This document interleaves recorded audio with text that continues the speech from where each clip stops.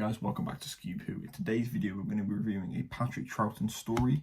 We're going to be reviewing The Web of Fear. This is the original 2013 release, not the animation. I don't own the animation.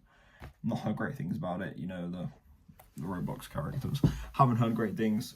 I do think I'll pick it up and rewatch this one because I was really surprised when I watched this. I haven't watched this since I first bought this release in 2018. I want to say I bought this one.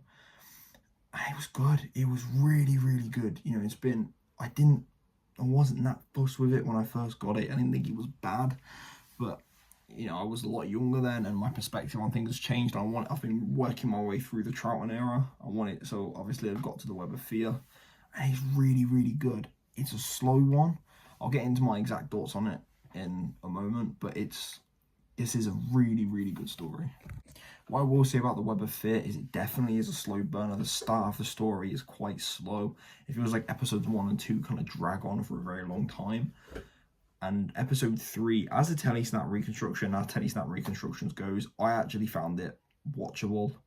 I did fall asleep during it, but that's more of a me problem.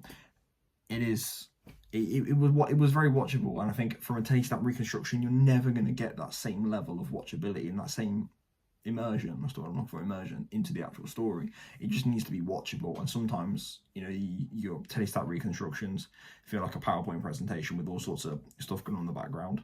There isn't much need for text in it as well. It is quite a dialogue heavy episode.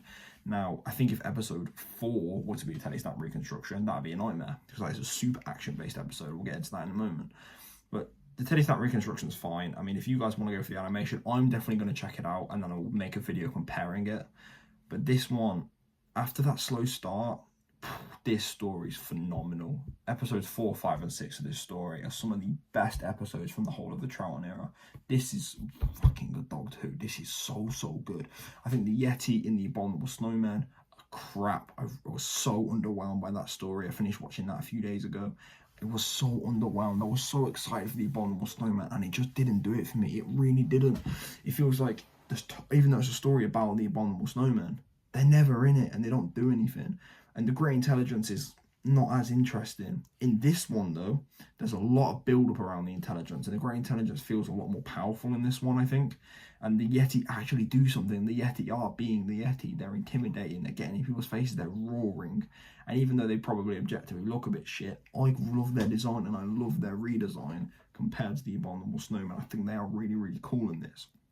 And after you get past that slow burn in parts 1, 2, and potentially 3, episode 4 is just great. There's so much action. You've got an early form of unit fighting against them, and you know, what I like about it is it's not stupid one-sided. I know that there's a common thing in Doctor Who where bullets don't do anything to the monster, and this is a bit of an exception, because I think if they mention something, if you get them between the eyes, you can get them down. But it was not 100% one-sided. It wasn't just the Yeti walk in and wipe out unit and that's gone.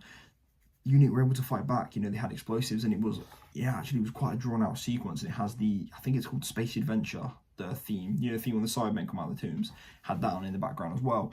It's a really good episode. And then episodes 5 and 6, the claustrophobia just builds and builds. You know, you've got the fungus spreading throughout the tubes. It's breaking down the walls. Everywhere they go, it's just surrounded by this big gunk. Now, I know in actuality it's just foam and 1960s special effects, but I do actually like it. I do think it's really effective in this case. I think the black and white does hide some of them shit effects, but no, it's so atmospheric and claustrophobic. And even for episodes 5 and 6, spoilers, I need to add spoiler warnings at the start of these videos, spoiler warning, even through episodes 5 and 6, where the Doctor and Trevor's daughter, I can't remember her first name, they're obviously planning something and they're obviously messing around with things, but it still feels like such a threat. Even though you know the Doctor's planning something, there's such a threat there from the Yeti and from the Intelligence, and there's still that thing in the background of which one of these is working with the Intelligence, because they know there's another one, and they all think it's Chorley, and I think it's quite heavily implied that it is, and then it switches and it's not Chorley. I'm not going to say who it is, but that's pretty cool. And it's so, when you finally find out who it is, it's so creepy. Just the life, I mean, when he's on about it's a lifeless body just walking around, this person sounds so drained. It's fucking horrible, but it's like good horrible, you know what I mean? That's what you want from Doctor Who, is more so what I mean. And then at the end as well, it's like you know that the Doctor's planned something. You saw him mess around with the wires in the helmet, but everyone just sounds like so defeated. Anne Travers, that's it. You got Anne there whimpering like, oh no, everyone's in the corner. Jamie's obviously planning something with the control unit, but everyone seems like it. I feel like in Doctor Who sometimes they don't explore that enough, that they've just lost. And even though you know the Doctor's got something, that sense of defeat within everyone is there, and it's so powerful and it's so good. And then obviously Jamie comes in and, you know, gets the Yeti and it all smashes to pieces, and you can see the anger in the Doctor's face when he's like, I could have had the intelligence gone, and now it's still out there. All it's done is cut the connection to Earth. And that's a very interesting dynamic, because Patrick Troughton's Doctor is on the whole very silly, but he always knows something.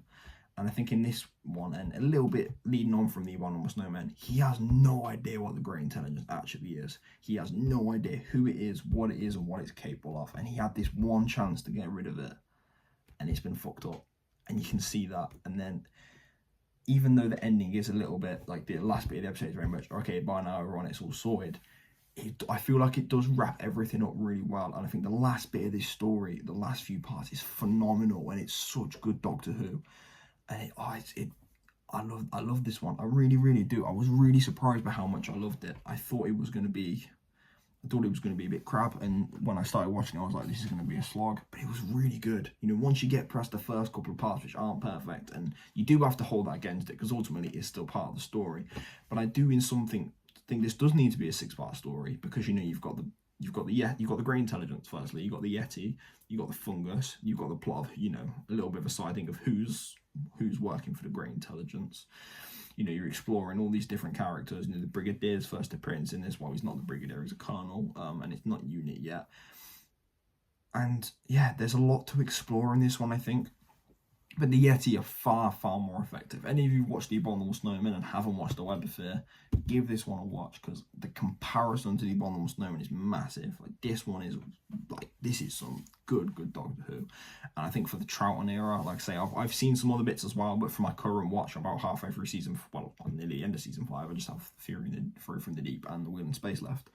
This is one of the best of season 5, and I was going into the start of this thinking that in my season ranking list, season 5 is going to be quite low down, but I think this one's really bolstered it.